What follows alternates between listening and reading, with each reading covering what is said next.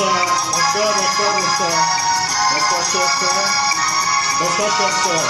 Togolais. J'espère que vous êtes en ligne. On va commencer dans 5 minutes, le temps de permettre aux retardataires de nous joindre. Faites-moi signe à travers les commentaires si tout va bien, si vous suivez bien. Merci. Bonjour, mon frère Thomas Maxi. Merci d'être là. Merci beaucoup. On va commencer tout de suite dans 5 minutes. Merci.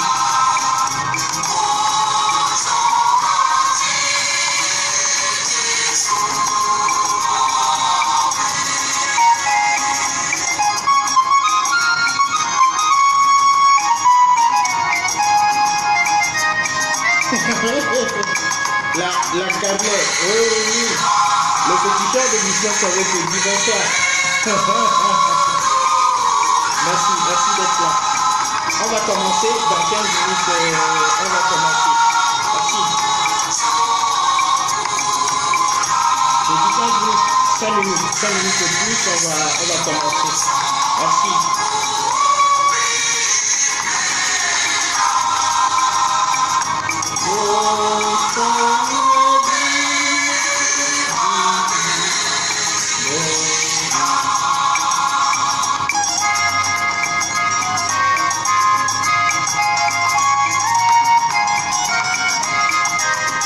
Merci à tout le monde. Salut Daniel Bataban Zobé. Comment tu vas? Merci d'être là. On va commencer. Dans 5 minutes, on commence. Merci beaucoup.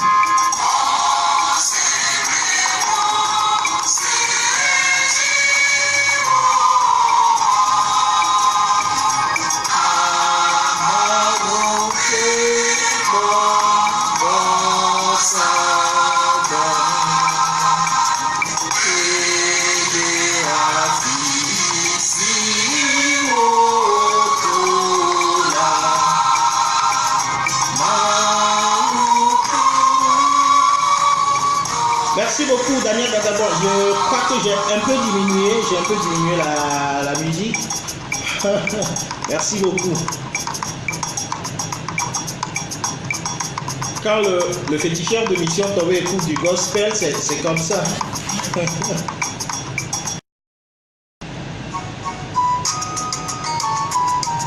Dans 5 minutes, 17h35, je crois qu'on va commencer. Merci d'être là. Merci tout le monde d'être là.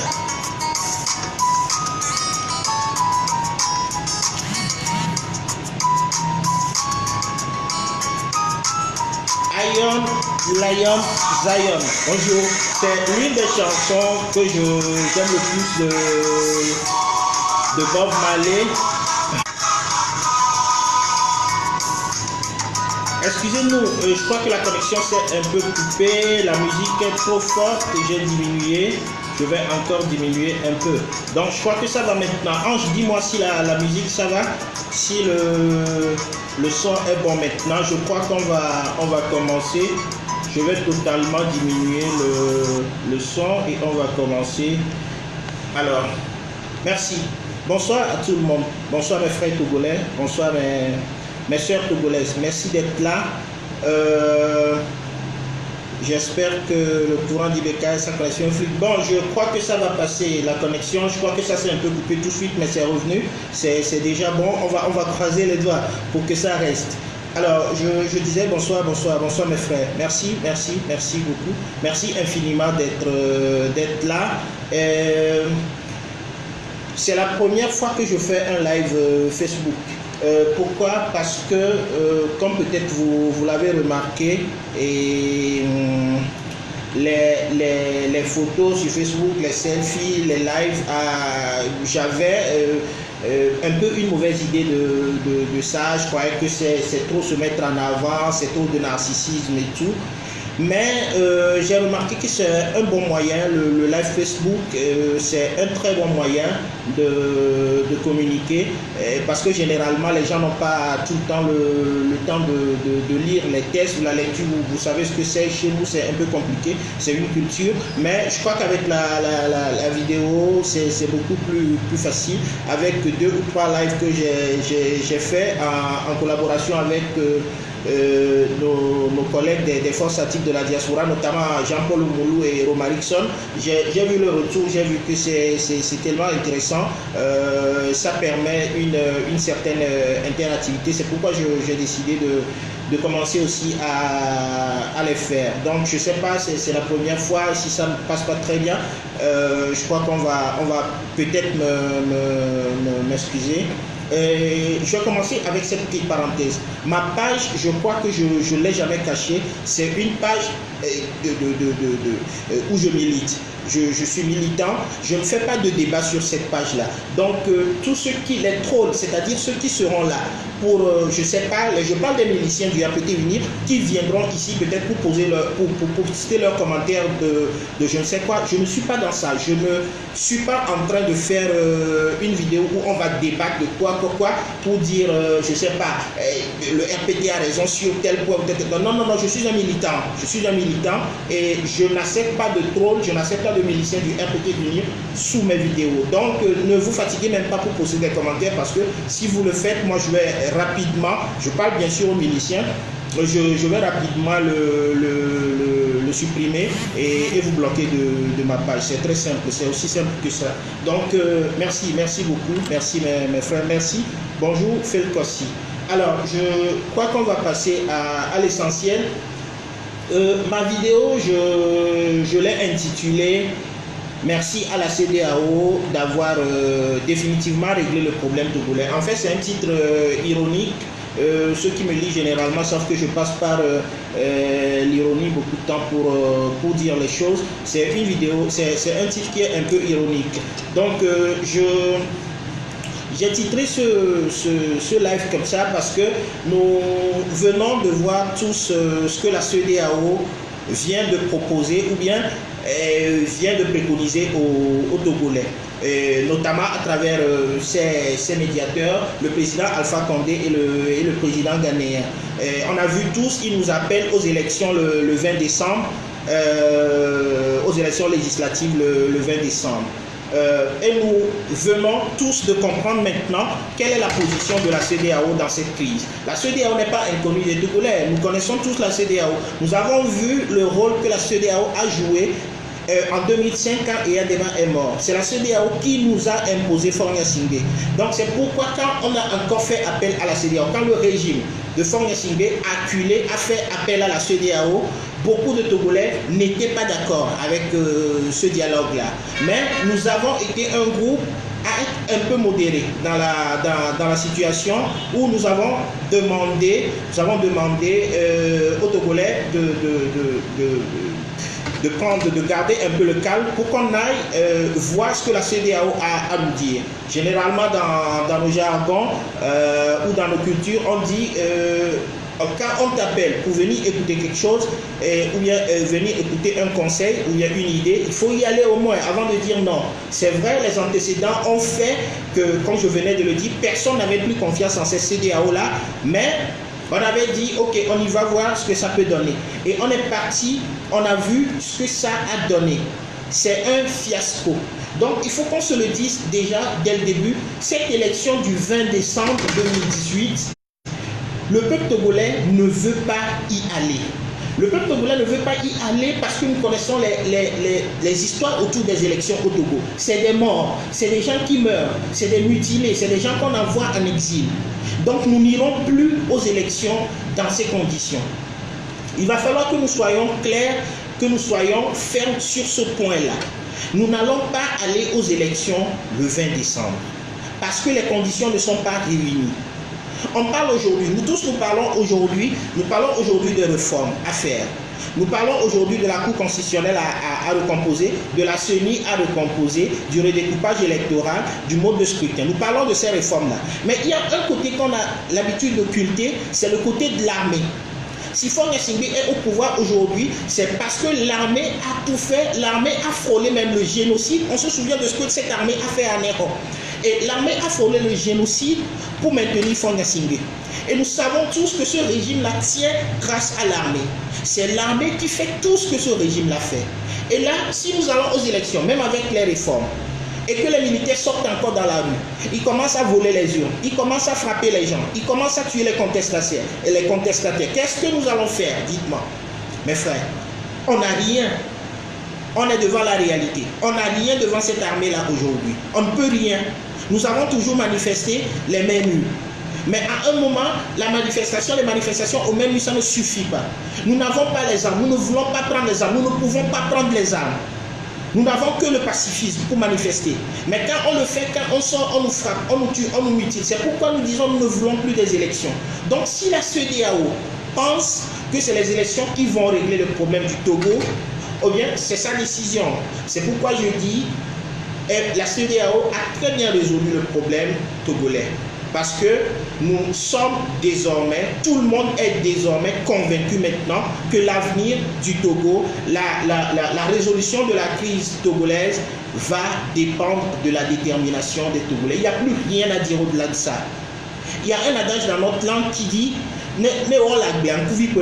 c'est que tant que tu as un fond de farine au champ, tu as toujours ton idée sur ça. Le jour où ça finit, tu réfléchis à autre chose. Quand il y avait ce spectre de la CEDEAO là qui planait sur nous, on avait de temps en temps cette propension-là à penser que la CEDEAO ferait quelque chose. On a remarqué maintenant, on a eu les preuves maintenant que la CEDEAO ne fera rien dans cette crise-là. La CEDEAO, tout ce qu'elle pourra faire, c'est de venir encore appuyer Faure Gnassingbé pour que Faure Gnassingbé reste au pouvoir. Donc c'est pourquoi j'ai intitulé ce live comme ça, c'est que merci à la CEDEAO d'avoir résolu le problème togolais. Parce que le problème est résolu maintenant. Nous savons tous maintenant ce que nous devons faire. Nous savons maintenant que nous ne pouvons plus compter sur la CEDEAO. Nous savons que si le Togo doit être libéré de cette maudite famille, de ce maudit clan, c'est nous les Togolais qui devons nous mettre devant et que nous n'aurons aucun soutien d'aucune institution, ni de la CEDEAO, ni de l'Union européenne, ni de personne. C'est nous qui devons déterminer notre avenir. Donc nous l'avons compris. On ne peut plus se le cacher aujourd'hui. C'est clair, c'est devant nous tous, nous le voyons. C'est à nous maintenant, Togolais, de nous lever. Ça, c'est le premier point. Les Togolais ne se sont pas levés, bien évidemment, les Togolais ne se sont pas levés le 19 août pour des élections, bien évidemment. C'est pourquoi je disais que la CEDEAO nous a aidés en nous ramenant intégralement au point où le point que nous avons quitté le 19 août. La CEDEAO nous ramène intégralement là. Parce qu'il y a élection ou pas, ça ne nous regarde pas. Nous ne sommes pas mis dans la rue le 19 août, nous ne sommes pas levés pour aller aux élections. On n'a jamais dit que c'est parce que nous ne sommes pas d'accord avec les députés, nous ne sommes pas d'accord avec je ne sais quoi que nous manifestons. Nous manifestons parce que nous voulons que Faure Gnassingbé quitte le pouvoir. Parce que nous en avons marre de cette famille-là. Nous en avons marre de ce régime. Quand on dit généralement, les gens disent qu'on ne doit pas faire une revendication politique en disant on veut l'alternance parce que c'est une seule famille qui dirige le Togo. Je vous dis, Togolais, ça doit être notre motivation. Ça doit être notre motivation, le fait de dire que nous ne voulons plus de cette famille. Notre première motivation doit être ça.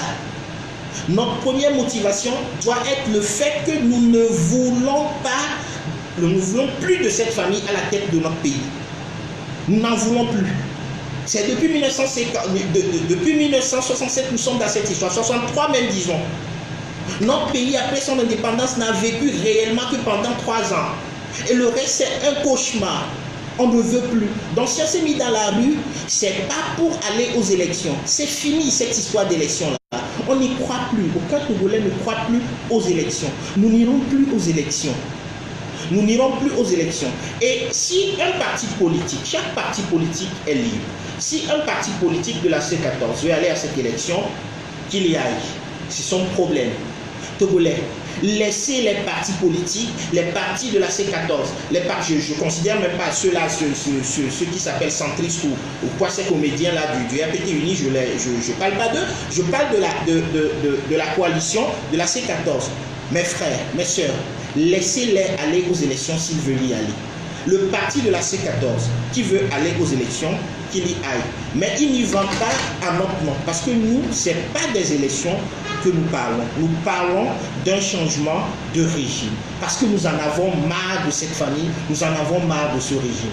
Donc, nous ne sommes pas levés pour les élections. C'est pourquoi nous n'irons pas aux élections. Que la CEDEAO décide ce qu'elle veut, que nos leaders décident ce qu'ils veulent, que le RPT uni décide ce qu'il veut, nous n'en avons cure. C'est-à-dire, ça ne nous regarde en rien. On ne veut pas aller aux élections. Et on n'ira pas aux élections. Le peuple togolais n'est pas dans ça. Si un parti, je le répète, se lève pour y aller, qu'il y aille. C'est le premier point, frère. Le deuxième point sur lequel je voudrais qu'on parle ce soir, et c'est très important aussi, c'est la discipline au sein de nous qui nous sommes baptisés aujourd'hui, ou bien qui nous nommons les forces de l'alternance, ou bien les forces démocratiques. Vous savez, dans chaque groupe, il doit toujours y avoir de la discipline. Je ne suis pas là peut-être pour critiquer qui que ce soit, mais je me dis, nous avons tous de bonnes intentions en nous engageant dans ce combat. Nous avons tous de bonnes intentions en cherchant à ce que le régime togolais change. Et pour que nous ayons, nous aussi, notre chance à l'alternance. Il ne faut quand même pas que nous leurrions sur un point. L'alternance n'est plus aujourd'hui un luxe. C'est nous seuls au Togo, dans cette grande sous-région-là, qui n'avons pas encore ça. C'est un droit. C'est notre droit. Et nous devons nous battre pour ça. Donc, si nous militons aujourd'hui pour l'alternance dans notre pays, c'est parce que nous en avons besoin. Et nous avons de bonnes intentions en militant pour l'alternance. Mais je demanderais seulement qu'il y ait un peu de discipline dans nos rangs. Je vais vous donner un exemple en me basant sur notre adversaire, le RPT Uni. Le RPT Uni, on peut tout leur critiquer, on peut tout leur reprocher, mais c'est un parti, d'abord c'est une secte, au sein de laquelle règne un certain niveau de discipline et d'ordre. C'est pourquoi, si je prends l'exemple par exemple, sur les activistes du RPT Uni, vous les voyez sur les réseaux sociaux. Ces activistes ne sont pas tous d'accord avec tout ce que fait le RPT Uni. Ils n'ont jamais été tous d'accord. On ne peut pas imaginer un parti, un parti aussi hétéroclite, aussi vieux que le RPT Uni où tout le monde est d'accord. Non. Personne, tout le monde n'est pas d'accord dans ce regroupement-là. Il y a des gens, sûrement, qui ne sont pas d'accord avec certaines décisions que prennent les dirigeants de ce parti, les activistes par exemple. Mais vous ne les verrez jamais venir sur les réseaux sociaux critiquer le RPT Uni. Non, ils ne le font pas. Ils le font peut-être en off, mais quand ils viennent en public, ils ne le font pas. Ils font comme si tout va bien. C'est ce qui nous donne cette illusion-là de croire qu'au RPT Uni, ils sont soudés. Ils ne sont pas soudés. Il suffit que vous connaissiez quelqu'un dans ce parti, vous allez voir qu'il y a des gens qui ont des velléités de remplacer Faure Gnassingbé. Il y a des gens qui ne sont pas d'accord avec ces ministres qui sont sur place depuis 20 ans, depuis 30 ans. Il y a des gens qui ne sont pas d'accord avec l'équipe dirigeante de ce parti. Mais quand leurs activistes viennent, quand leurs membres viennent, quand ils sortent en public, ils ne parlent jamais de leurs problèmes. Je ne demande pas aux nôtres de ne pas critiquer l'opposition togolaise. Notre opposition n'est pas composée de saints. Ces hommes-là, beaucoup parmi eux d'ailleurs, il faut se le dire, beaucoup parmi ces gens-là dans la C14 aujourd'hui nous ont prouvé par A plus B qu'ils ne sont pas saints, qu'ils ne sont pas propres. Parce qu'ils se sont corrompus avec le régime. Ils ont fait beaucoup de mauvaises choses avec ce régime-là. On le sait, nous le savons tous. Donc ces gens-là, il faut les recadrer. Il faut les critiquer, il faut leur faire des propositions. Mais ça ne peut pas devenir notre arme principale. On ne peut pas être activiste, on ne peut pas être militant de l'opposition et avoir comme arme principale la critique de l'opposition. Et surtout de manière publique. Là, je dis, il y a un problème si nous faisons ça. Je le répète, parce qu'on m'a toujours fait le procès d'être un avocat impersonnel de la C14. Non, je ne suis pas un avocat impersonnel de la C14. Mais je considère quand même que si nous prenons pour dada, nous prenons pour habitude, nous prenons pour propension et perpétuelle de critiquer la C14 et publiquement, nous fragilisons les militants de ces partis et nous donnons du poids au régime. Nous donnons du poids au régime et à ces activistes. Donc, j'ai consacré cette partie juste pour appeler mes collègues et militants, mes collègues activistes. Je sais, il serait de mauvaise foi de ma part de dire aujourd'hui que ceux qui critiquent notre opposition le font par méchanceté. Non, ils le font parce qu'ils ont envie que les choses changent. Ils le font parce que ça fait trop longtemps que cette histoire-là dure.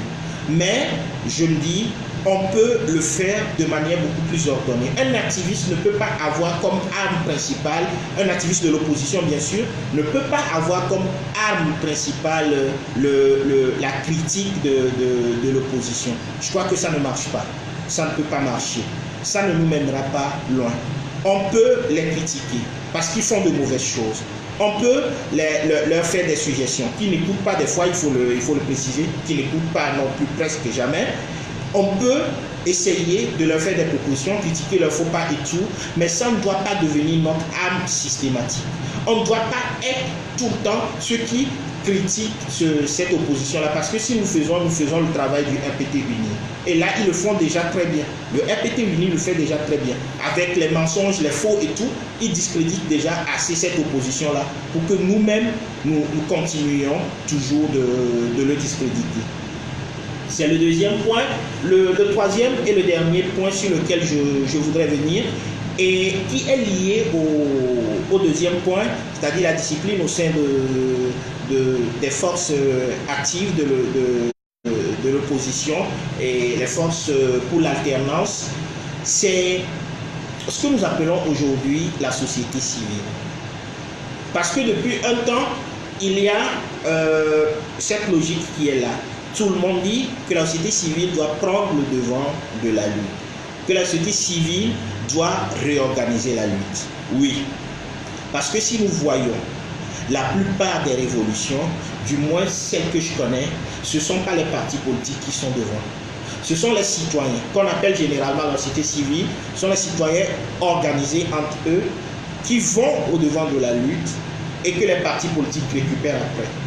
Nous avons vu le cas du Burkina Faso, le cas le plus récent. Nous avons vu le cas de la Tunisie. Nous avons vu le cas du Sénégal avec l'éjection d'Abdoulaye Wade et avec le mouvement Y en a marre. Nous avons vu que c'est la société civile qui se met toujours debout. C'est la société civile qui se met toujours debout et qui font le mouvement avant que les partis politiques ne récupèrent après pour faire ce qu'ils sont là pour faire, c'est-à-dire prendre le pouvoir. Donc aujourd'hui, je suis d'accord avec la proposition selon laquelle il faut que la société civile prenne le devant de la chose. Mais mes frères, la société civile c'est qui? C'est vous, c'est moi. La société civile, c'est chaque Togolais, c'est n'importe quel Togolais qui veut aujourd'hui l'alternance sur la terre de nos aïeux. C'est ça ce que nous appelons la société civile. Il n'y a pas un groupe défini aujourd'hui, ou bien il n'y a pas une organisation définie aujourd'hui qu'on appelle la société civile. La société civile, c'est d'abord nous, c'est d'abord toi, c'est d'abord toi, c'est d'abord moi, c'est d'abord individuellement chacun de nous. Et on ne peut pas crier aujourd'hui qu'on veut que la société civile prenne le devant de la lutte quand on ne fait rien. La lutte, ça doit être chacun de nous. Le changement, ça doit venir de chacun de nous. Le combat, j'ai l'habitude de le dire, la lutte aujourd'hui, nous ne sommes pas des spectateurs en train d'assister à une lutte entre une opposition et un pouvoir. Non. Nous sommes membres, nous sommes acteurs d'une lutte qui nous oppose à un pouvoir qui nous opprime depuis plus de 50 ans. Donc, chacun de nous doit jouer sa partition. Il y a des organisations de la société civile qui sont là aujourd'hui, avec des jeunes qui sont très actifs. Je parle aujourd'hui de Togo Debout avec le mouvement des artistes engagés. Je salue au passage le professeur Bosset, que j'apprécie beaucoup, Pandé Adjaré, le mouvement des artistes engagés, Eric MC, Don Stage, Rasli et tout le monde. Et il y a également Nouboueke Togo, ce merveilleux mouvement de la société civile dont ce régime sanguinaire a senti la force de frappe et sur lequel il est en train de s'acharner de la manière la plus cruelle. Je salue au passage mon ami Joseph Eza, qui est détenu depuis plus d'1 an maintenant à la prison civile de Lomé, qui était vice-président de Nouboueke Togo, Messen Kokoroko, Folie Sativi, Asiba Johnson, je vous salue. Vos sacrifices ne seront pas vains. Et si nous prenons ces organisations, ils sont en train de faire un grand travail sur le terrain. J'ai toujours pris l'exemple d'un activiste précis, Fovi Katakou. Excusez-moi, c'est un handicapé, quelqu'un qui n'a pas de pied. Mais chaque fois que je communique avec Fovi Katakou, soit il est dans la rue en train de sensibiliser, soit il est dans une formation en train de mobiliser les jeunes pour des actions citoyennes.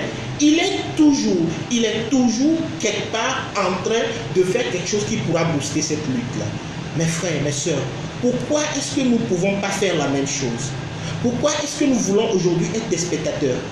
Pourquoi est-ce que nous voulons voir cette lutte-là comme étant une lutte que les autres doivent faire à notre place? C'est pas possible. Ça ne peut plus continuer ainsi. La société civile, mes frères, je le répète, c'est vous, c'est moi. On a beaucoup de choses qu'on peut faire pour aider cette lutte-là. On a beaucoup de choses à faire. Il y a une force, il y a une énergie au Togo que j'ai toujours souhaité qu'on utilise. C'est l'énergie des Émidiamans. Ces jeunes diplômés, excusez-moi, la connexion s'est un peu coupée, diplômés et qui sont aujourd'hui en train d'exercer un métier qui est tellement difficile. Conduire des taxis-motos sur ces routes de Lomé que nous connaissons tous. Vous avez vu comment les Émidiens ont toujours été actifs dans les mouvements de contestation. Mes frères, surtout, je parle surtout de nous qui ne sommes pas au Togo, de la diaspora en Afrique, en Asie, en Europe, en Amérique. On peut utiliser l'énergie de nos frères Émidiens. La force qu'ils utilisent, on peut les soutenir. On peut soutenir nos frères qui marchent au Togo. Qu'est-ce que je proposerais qu'on fasse? Chacun de nous a un village. Chacun de nous a vécu dans un quartier à Lomé. Qu'est-ce que nous pourrons faire? Nous pourrons. Je suis en train de voir si je peux inviter Jean-Paul Oumoulou. Oui. Alors, qu'est-ce que nous pourrons faire? Nous pourrons, par exemple, les soutenir financièrement. Je l'ai toujours dit, le côté de la diaspora, nous qui ne sommes pas au Togo, le grand apport que nous pouvons apporter à cette lutte, c'est l'apport financier. Nous avons vécu, disais-je, nous avons tous vécu dans un quartier à Lomé. Nous sommes tous issus d'un village. Nous pouvons organiser des jeunes dans ces villages-là. Nous pouvons organiser des jeunes dans ces quartiers. Il suffit de contacter une connaissance dans ce village, il suffit de contacter une connaissance dans ce quartier avec juste un peu de moyens et on demande à ces jeunes-là de se former entre eux, de se regrouper entre eux. Imaginez par exemple, si chacun de nous arrive à mobiliser dans son village, je ne sais pas, 10 personnes, 25 personnes, 30 personnes, et que ces jeunes-là, à chaque manifestation, ils sortent, à chaque mouvement, ils sortent, imaginez ce que ça peut donner. Imaginez simplement ce que ça peut donner. Avec un petit budget, on a déjà fait ça. Dans nos villages, dans nos quartiers, mobilisons les jeunes, formons des synergies. De temps en temps, faisons quoi? Envoyons quelque chose à ces jeunes-là qui sont dans nos beautés, les Fovi Katakou, les Enos Tchala, les Eric MC, les Rasli, envoyons-leur quelque chose pour la mobilisation. Parce que tout dépend tout engendre des dépenses dans cette lutte-là. Les tracts à imprimer, les t-shirts, les collations pendant les marches et tout nécessite de l'argent, mes frères. Si nous ne pouvons pas manifester parce que nous ne sommes pas au pays, contribuons aux manifestations. Et c'est de cette manière que nous pouvons le faire. Dans chaque village, je le répète, formons des groupes. Dans chaque quartier, formons des groupes. Un tout petit budget nous permettra de le faire. On peut le faire. Parce que, comme je viens de le dire, dans le premier point, on n'a plus de soutien nulle part. Nos seuls soutiens, c'est nous. Il faut qu'on change de technique maintenant. On ne peut plus être des spectateurs. On ne peut plus être des gens qui regardent faire. Il faut qu'on se mette devant. Il faut qu'on fasse quelque chose. Il faut qu'on bouge. On n'a pas le choix. Soit c'est ça, soit c'est l'échec. Mais vous comprenez, vous convenez avec moi qu'on ne peut plus continuer avec cet échec-là. Parce qu'à un moment, ça fait honte. À un moment, notre situation fait honte. Plus de 50 ans, une seule famille. Et nous n'arrivons pas à nous débarrasser d'eux. À un moment, notre orgueil, notre amour propre est touché. Moi, je le dis personnellement, mon amour propre est touché quand je pense à la situation du Togo et que je dois me présenter des fois comme Togolais. Parce que là, je me dis, c'est pas pour ça que nos grands-parents se sont battus. C'est pas pour ça que les Sylvanus Olympios se sont battus pour nous. On ne peut pas continuer ainsi. Un tout petit effort de chacun de nous pourra régler ce problème-là. Je le redis, on n'a plus de soutien nulle part. Frères togolais, sœurs togolaises, notre seul soutien désormais, c'est nous. Il faut plus que la tension qui est là actuellement dans le pays rechute. Il faut que tout le monde soit tout le temps énervé. Je l'ai toujours dit. Il faut que tout le monde soit énervé maintenant parce que notre situation est une situation anormale. La situation du Togo est une situation anormale. Donc il faut que nous soyons sous tension tout le temps. Et tant que ce problème-là n'est pas réglé, on ne doit pas boire, on ne doit pas manger, on ne doit pas se reposer, on ne doit pas dormir du sommeil du juste tant que ce problème-là persiste. Tant que cette gangrène est à la tête de notre pays, on ne peut pas y arriver. On ne peut pas y arriver. Il faut qu'on le fasse. Ange William, tu poses la question comment amener le peuple à être acteur de sa propre libération. Cela nécessite un travail de fond. Comment y parvenir, les tenants et les aboutissants. Oui, bien sûr, je venais de débaucher une partie. C'est qu'il faut que chacun de nous comprenne d'abord, nous de la diaspora, que nous devons apporter un vrai soutien à ceux qui sont sur le terrain. Ange, je vais prendre l'exemple sur toi.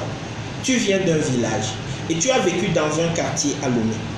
Suppose par exemple que dans ton village, tu arrives à organiser un groupe de 10 jeunes, de 20 jeunes qui font des formations civiques, qui sensibilisent leurs frères, qui sensibilisent leurs sœurs, pour leur montrer que la situation dans laquelle ils vivent est une situation anormale, que ce n'est pas normal qu'un Togolais, qu'un jeune Togolais ait la maîtrise et qui se retrouve en train de conduire le Zélidia. Il ne faut pas comprendre cette situation-là comme une fatalité, ce n'est pas une fatalité.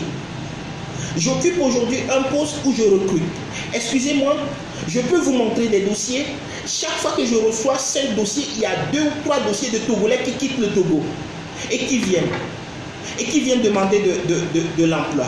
La plupart, ils n'en ont pas. Qu'est-ce qu'ils font? Ils se reconvertissent, des gens qui ont des maîtrises, des gens qui ont des masters et qui se reconvertissent ici en menuisier, en peintre, en cuisinier.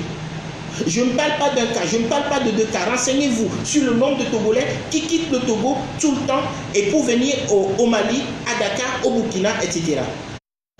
Qu'est-ce que nous devons faire devant ça? Il faut expliquer d'abord à ses frères, parce qu'à un moment, ils finissent par croire que c'est une fatalité. Il faut qu'on leur explique que ce n'est pas une fatalité. Ce n'est pas une fatalité. Il faut que ça change. Donc, Ange, pour revenir à ta question, il faut un travail civique. Parce qu'un citoyen engagé, c'est un citoyen qui, avant tout, connaît ses droits. Donc, si tu arrives à faire quoi? À organiser, je ne sais pas, 10 jeunes, 20 jeunes, 25 jeunes, 30 jeunes dans ton village, et qui font des formations civiques, qui sensibilisent d'autres jeunes, et imagine ce que ça peut donner. Et si une autre personne également fait la même chose dans le quartier où il a vécu à Lomé. Moi, mon quartier à Lomé, c'est d'abord, j'étais à Nikonakwe, ensuite j'étais à Toti, à Dido Gomé. Imagine qu'à Nikonakwe, j'arrive à mobiliser 50 jeunes, moi seul. À Dido Gomé, j'arrive à mobiliser 20 jeunes. À Toti, j'arrive à mobiliser 30 jeunes. Et chacun de ces jeunes prend pour travail sur lui de faire quoi? De sensibiliser les autres, d'expliquer aux autres que la situation que nous traversons n'est pas une situation normale et qu'il faut que ça change. Et que ces jeunes chacun d'eux mobilise les autres pour les manifestations. Imaginons ce que ça peut donner. Voilà un peu ce qu'on peut faire, nous, de la diaspora. Je venais de le dire, les artistes engagés, les jeunes de Mobutu. Pourquoi est-ce que de temps en temps, nous ne pouvons pas les appeler et leur faire de petits gestes? 10 000, 15 000, 20 000, ça ne nous coûte rien. On peut le faire. Ça leur permettra de faire quoi? Ça leur permettra d'imprimer les tracts, ça leur permettra de payer les collations pendant les formations qu'ils organisent. Je vois Mobutu qui organise des journées de footing, des journées de salubrité, mais tout ça nécessite de l'argent. Nous connaissons tous la situation au pays. Et ils ne peuvent pas financer ça. Ils ne peuvent pas le faire. Qu'est-ce qu'il faut faire? Il faut les aider. Il faut vraiment les aider. Il faut vraiment les aider. De temps en temps, enlevons un 10 000, enlevons un 20 000, enlevons un 30 000, un 50 000 et envoyons-le en Mobutu. Envoyons-le aux artistes engagés. Envoyons-le à Togo debout. Vous allez comprendre que ça va les galvaniser, ça va les mobiliser. Ça me touche vraiment quand à la veille de chaque manifestation, ou à 2 jours, à 3 jours avant chaque manifestation, ils laissent leur boulot, parce que c'est des jeunes qui travaillent également, mais ils laissent leur boulot pour aller sensibiliser dans les marchés. Et est-ce qu'on s'est déjà posé la question, où est-ce qu'ils trouvent l'argent pour confectionner les t-shirts? Où est-ce qu'ils trouvent l'argent pour confectionner les trains? Où est-ce qu'ils trouvent l'argent pour acheter de l'eau aux manifestants et tout? Il faut qu'on se pose cette question, chacun de nous. Et que de temps en temps, on fasse ce geste-là. Ça va les galvaniser et ça va maintenir la mobilisation. Je crois que j'ai dit l'essentiel. Je ne vais pas beaucoup parler. J'aurais voulu recevoir 2 ou 3 personnes en ligne, notamment Jean-Paul. Mais comme je le dis, c'est le premier live que je fais aujourd'hui. Je crois que prochainement, je vais le faire. Je vais recevoir en ligne ceux qui veulent. Mais je crois qu'on va prendre peut-être 5 minutes ou 10 minutes pour que je réponde à quelques questions en commentaire. Donc, si vous avez quelques questions, on peut les poser en commentaire. Et prochainement, pour le prochain live, je pourrai appeler directement ceux qui veulent intervenir. Mais je le rappelle encore, il faut qu'on marche maintenant sur des bases précises.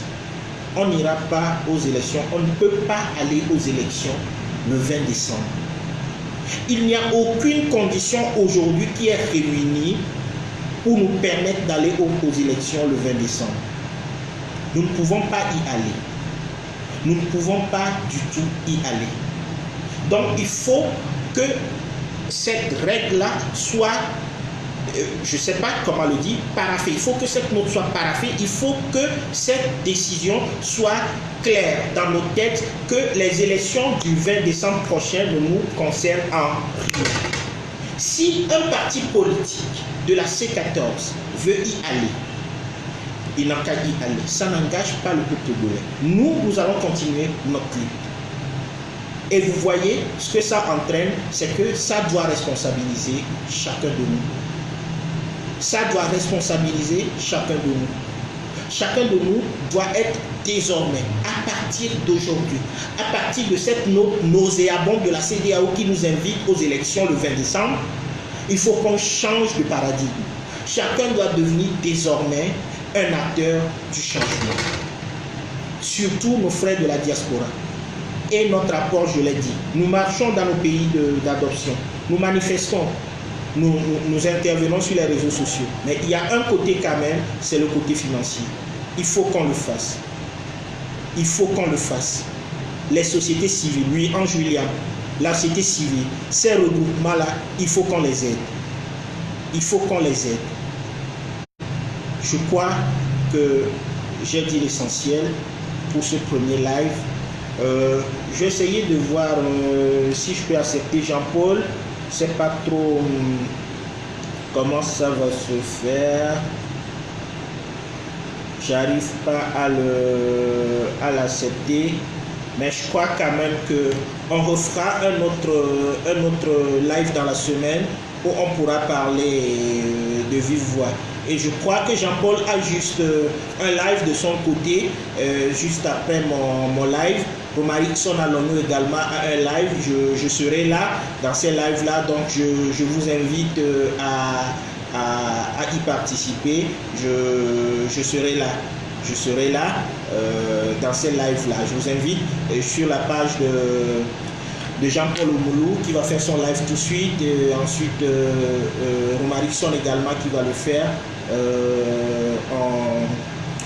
On se croise là. Alors, je voudrais profiter de l'occasion pour saluer Paul Vierge Tsounou qui est très actif, qui est de la diaspora depuis très longtemps, mais qui est tout le temps attaché au Togo.